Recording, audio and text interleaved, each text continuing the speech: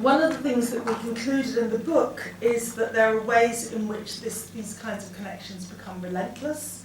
The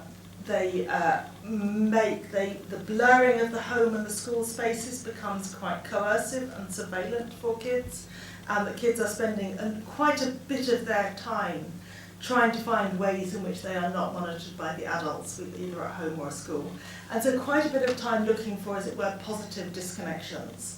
And so what we wanted to say back to this image is disconnections can be good too. And there's a lot of creative effort that goes into finding ways to disconnect. So my stories, even my stories about YouTube, some of them were very kind of personally led and in the child's own mind, and some of them were quite small collaborations with the person you make the videos with or play the games with. It's just very hard to say at this point, you know, what they could become in the future. It's hard to have a lot of expectations of 13-year-olds, though their parents and teachers do.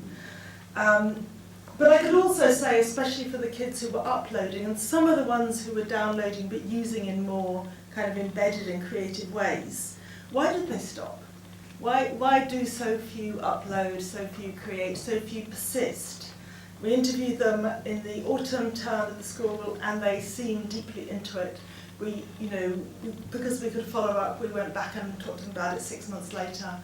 It was past, it was forgotten. Is that the way they want it? Is that because they've all gone on to something that they find more interesting? Or are there ways in which those adults, instead of their surveillant gaze, could be kind of fostering skills and pathways so that they could see what you do next after you've made your stop frame animation, or what you might do next after you've kind of created and uploaded your own game tutorial?